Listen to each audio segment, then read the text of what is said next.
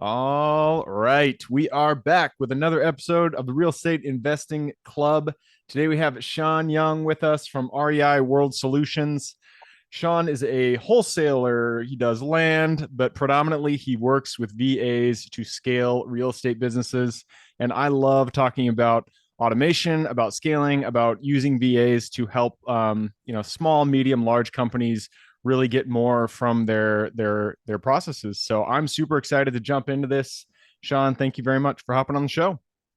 Man, thanks for having me, Gabe. I'm super excited to be here and share with the audience. Absolutely. I told you before we got on here, we like to start with stories. We like to hear how people got to where they are. I'm sure you got a good one. So why don't you take us back to the beginning? How'd you get started in real estate? Let's go back, guys. All right. Let's go. My story is I'm not sure if it's typical or not, but I come from corporate America. Me I too. was Me a too. sales executive for 12 years. I was rocking it, top of the top 3% in the country in my field. And my company was based in Sweden. The CEO of the company changed, and they decided to make a change with the sales force and the project manager. So I was a casualty of that. 750 of us were out of employment just like that, no warning, no That is the nothing. reason why, I'm never against working in corporate, but that's the reason that I did not like it is that you have no control. You can Yes, be let go at a no. dime. Even if you're crushing it, you can be let go, Mhm. on a moment's notice. So I jumped into your story. Keep going. No, you're good, brother. That was my identity was wrapped around that position and that job. So I told myself, man, I'm never going to be in this position again where I give my livelihood over to a company that could make a change just like that. So I heard about real estate. I'd always heard that it was a way to make a lot of money. I had no idea how to get involved with it without having a ton of money. I thought you had to be a millionaire or something, inherit a ton of money. I just didn't have a clue. So I took about a year's time. Um, excuse me. I got a severance package from my company, and I spent about a year. I paid for a program. I'm not going to say the name, but it's a hotel event I went to. They sent me to the back at the end, and I paid a lot of money Yep. for to be part of something and learn something. And I went for like literally a year without learning anything. I felt like I was just like a student, and I didn't learn anything. So I was literally about to go back into corporate America, guys. I was getting so many offers. I was, highly sought after. So I said, hey, I can't survive much longer like this. I've got to make something happen. So I went out there and I found a gentleman named Ron LeGrand. He is Okay. like Yeah. the godfather of creative deals. He had a course that was 99 cents. It doesn't exist anymore, guys. Sorry. But he had a 99-cent course. I took that course, went through it in 2 weeks. I made 8 calls, guys. My first 6 calls, no one answered. My seventh call was a realtor. My eighth call yielded me my first $72,000, which was a sandwich lease option, guys. That was All my right. introduction into real estate. I love it. I love it. And it is so hard. I mean, it sounds like you went a year without doing. Were you doing deals in that year's period, or what was the Nothing at course all. teaching you to do? It was teaching me how to be a professional course taker, is what I felt like, because it was Yep. another module after another module. Go back Yep. into that video, watch this module, go into this module. Yep. It was chaotic, and I just thought either I'm the dumbest person out here, or this just isn't for me. I don't know. I just wasn't grasping it. I wasn't picking it up. Yep. Yeah, and that's what I always suggest people do. It's great to get a foundation with Mm-hmm. education when it comes to real estate, but you're only going to learn when you take action, when you get out there, when you make calls, when you door knock, when you send letters and you Mm-hmm. talk to sellers, get things under contract. That's how you're going to learn. You're not going to learn any other way. So don't Mm-hmm. dump all of your money into education. Get a good foundation, but don't chase that chase that fairy tale until it drives you into a year of no action. So, but I love it. You made that year. You didn't give up. You saw a lot Mm-hmm. of Ron LeGrand's course, and Mm-hmm. then you took action. And right after that, it sounds like things went really well for you. Um, Yep. a sandwich lease option. I don't know a lot about lease options. I'm in the commercial side. I do self storage, and lease options are a thing on commercial Mm-hmm. too. But I just don't run into them a Mm-hmm. lot, and I've never utilized them. So why don't we why don't you instruct me? Why don't you educate me Sure. on what a sandwich lease option is and why it was able to net you that 72,000? Guys, sandwich lease options are my favorite type of deal. They are super sexy. All right, so this is how why I say this. You get paid 3 times, guys. You get Okay. paid once up front with a non-refundable option fee from your qualified tenant buyer. You also get paid on a monthly spread based upon what the PITI is and what you can collect above that. PITI is principal, interest, taxes, and insurance. So whatever you can collect above that will be your monthly spread. Then at the end, whatever you've negotiated the sale price with your tenant buyer versus what you owe your seller will be your payout at the end when you close out on the end of that lease, when that tenant buyer exercises that lease. So in a nutshell, guys, it's a lease that someone wanted to sell their house. It was someone who was in a bad position. The husband was going to lose their job. They worked for the airlines. I came in and said, "Hey, I can take over your payments for you. Put a qualified tenant buyer in place, and not you don't have to worry about anything at all except for collecting the money at the first of the month, or we'll even handle that for you. We'll pay it to your mortgage company and handle it all that for you. You won't see us again until we close out at the end of the lease." Had to make that very clear because it's not a rental, because they were a little nervous at first. I could tell they were like, so are we going to have to be landlords? No, not at all. With the sandwich lease option, that seller is out of it from that point, and you are in the middle. That's why it's called a sandwich. You as the investor stay in the middle. So you sign a purchase to sell agreement with that seller. In this case, I sold it. I had an agreement in place for, would you sell me the property for what's owed on the mortgage at the time of closing? They agreed. I put a tenant buyer in place. I sold the property to the tenant buyer 30,000 above what I anticipated was going to be my closing with the seller. That was my spread at the end. And again, guys, the PIT on that was about 1,800. I charged 2,300 on the rent, extra $500 spread. Hey, it's a sandwich lease option. That's why it's called sandwich. You stay in the middle. Yep, makes sense. So Mm-hmm. the thing that I see, and I love hearing new strategies. This sounds awesome. I always Mm-hmm. like my mind. I just start piecing it through and trying to figure out why it wouldn't work. And in my mind, the Mm-hmm. thing that kind of jumps out to me is most notes, Mm-hmm. standard bank notes will have a due on sale clause, Mm-hmm. where once you buy the property, that the seller or the note comes due, and so you have to pay the full amount up front. Are you only looking for sellers who don't have that in their their mortgage legal, or does it work? Or just give me an example of how that would work when Sure. there's a note already in place. Great question, Gabe. And that was something that I had no clue about when I did that first deal, but it was something that I found out about later on, and it didn't affect me at all.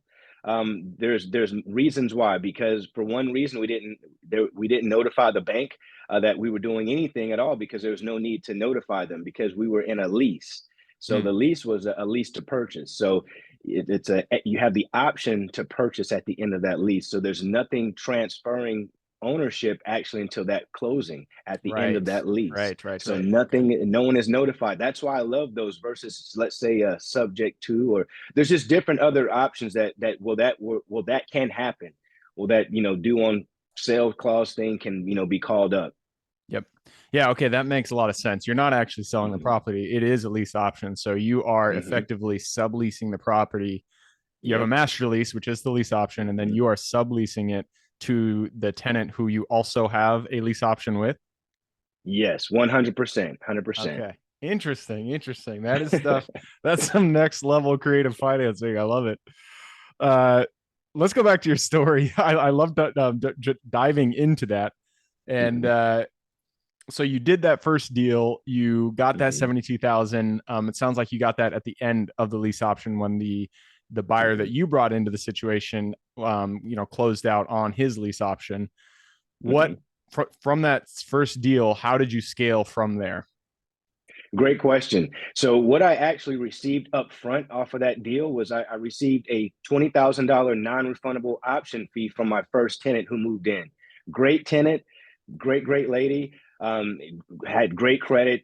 What most people don't know is that it's very hard to qualify for a mortgage out here. 75% of Americans can't qualify for a mortgage for a number of reasons. They could have been on the job for less than 2 years.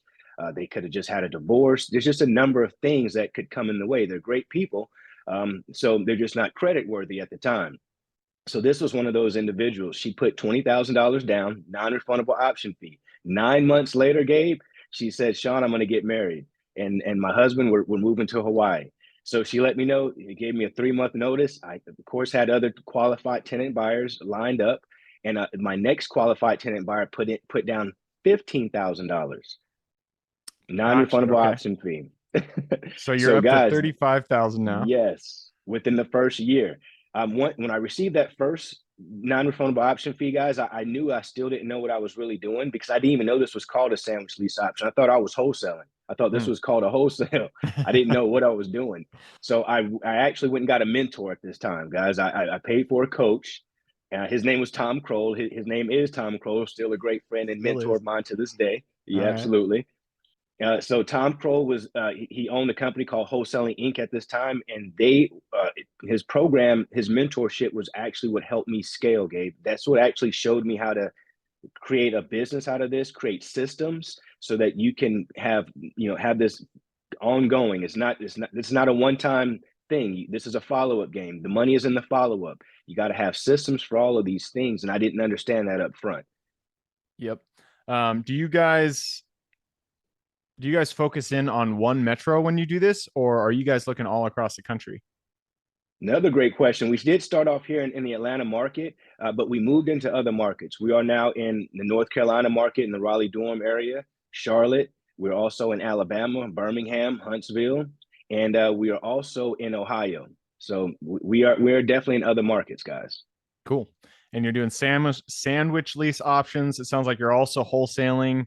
And so you have all the tools in your belt. You're Mhm, just trying to, do the volume game when it comes to single family. It sounds like, are you guys outside of mhm. single family, or do you do commercial at all?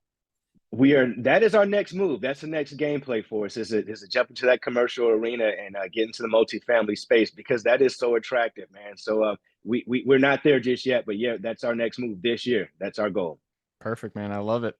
So let's talk about VAs, because the way that you're able to get to where you are today is you took that Mhm, first successful deal and then you scaled. mhm, And to scale, you need people to help you get to where you need to be. Um, what were the first, after that first deal, what were the first mhm. few people that you brought on, and what did they do? How did they really Sure. help you get to that next level? Well, my first hire was a cold caller, and it worked out horribly. My first, like I say, 10 hires were horrible because I didn't know how to manage them, train them.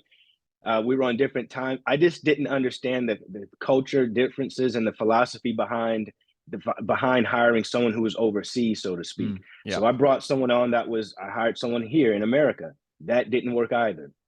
So I literally I tried overseas again and I got lucky because I said, hey, listen, this has got to be working. It's working for other people out here. So just let me give it another shot. So I got a cold caller. That was my very first VA. That let me know that this was possible. So what I did was I said to myself, I can't be the only one that's gone through this pain. So I partnered with the two largest call centers out in the Philippines to be able to create my own virtual assistant company and have them give me my VAs.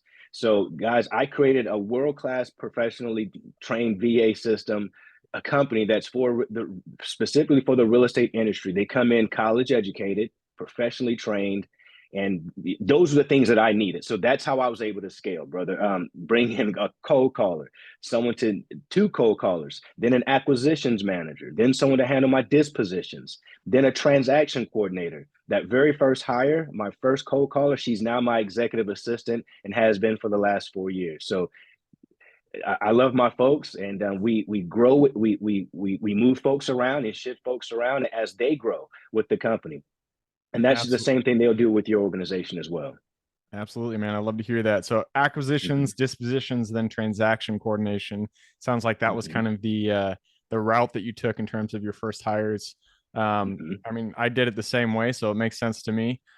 The thing that have found the most difficult when dealing with VAs is getting them to kind of see your vision and do what you need Mm-hmm. them to do, essentially to really execute on the job, especially when you're dealing with international VAs. So how do you go about Mm-hmm. managing and training the VAs to really, execute well on your tasks?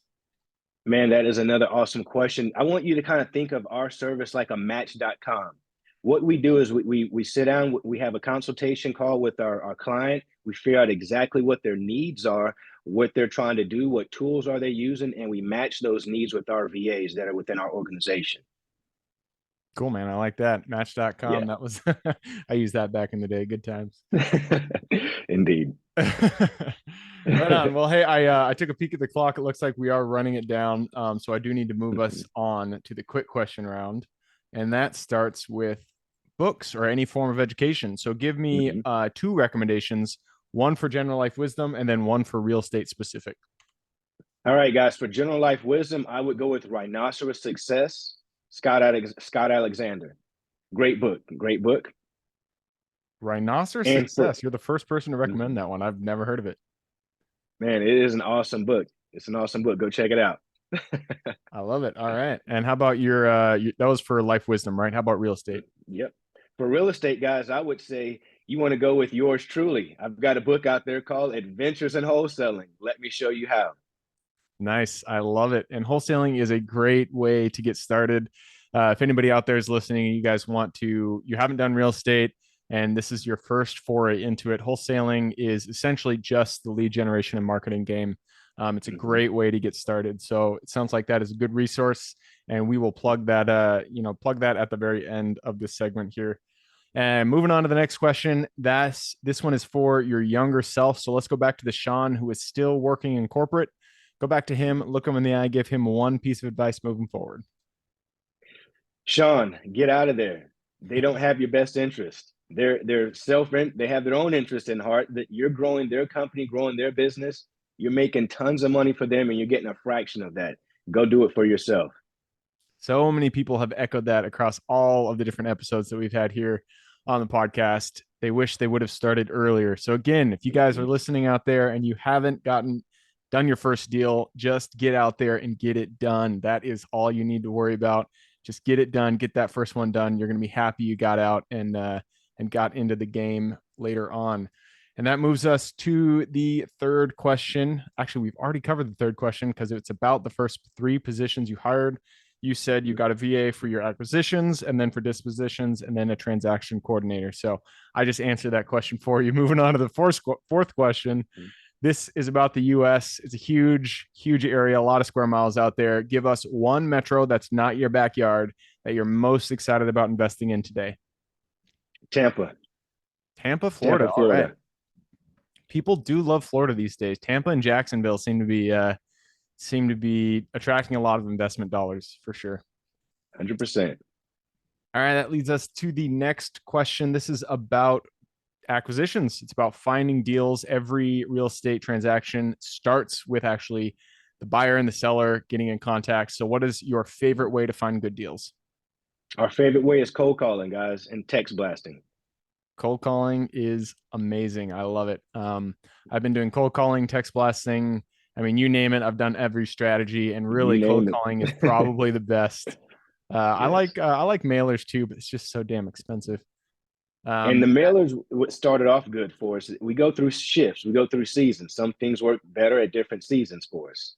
Yeah, yeah, and I feel like that really has to deal with the market as a whole in terms of what other Yep. people are doing. If everybody's sending out mailers, you're not going to get any responses because you're just one of 100, 100 mailers they got this week. But if nobody's Yep. doing it, then if you're in there, you're going to be the one that they call. 100%. All right, and that leads us to the second to last question. You've already answered. Man, you know exactly what I'm going to ask you. So you've already answered this one, but I'm going to ask it anyways. None of us are islands. We all stand on the shoulders of giants. So give me one mentor who contributed significantly to your career today. I'm going to give that to Tom Kroll. He's been a huge, huge factor in my success. He continues to be a huge factor in my success. And he's just a great individual. Love that guy. All right. Shout out to Tom. Thank you for helping Shaun get to where he is. Moves us to the second to last question. And this is about your strengths. We are all gifted with strengths that we uniquely provide this world. So, what is your Superman strength? To be disciplined, even when I'm not motivated. That is the only strength that we all need, right? And that's the hardest thing to do. is to get out there and get shit done when you don't feel like it. 100%, man. Yep. I feel like for me at least, the one thing that I exercise that muscle for me is exercise, regardless of whether I feel like I want to exercise or I don't want to, or I do want to exercise. I just get out there and do it, and I feel like doing that every single day is a good way to exercise. I'm saying exercise Yep, too often because it's a good way to use that muscle and grow it for you. So, 100%. and that leads us to the last question. This is about your business and what you offer. Mhm. You've given us a lot to think about. So tell us, where can people find that book you were talking about earlier, and how can they get in contact with you? Sure, guys. Head on over to Amazon.com or any book outlet, online book outlet to grab that book. And if you guys are looking for, again, a professionally trained virtual assistant, head over to reiworldsolutions.com and take a look at us, guys. We'd love to take a look. As far as social media, guys, I'm all over the place. I'm at Nationwide Real Estate Mastery. That's my YouTube. That's my TikTok. That's my Instagram. That's my everything. It's everything everywhere you could find me is Nationwide Real Estate Mastery. I'll come right up. Perfect. I'll put those URLs in the show notes. So if y'all want to reach out to Shaun, just click the little more in the description. It'll pull down the full description, and in there you can find his URLs.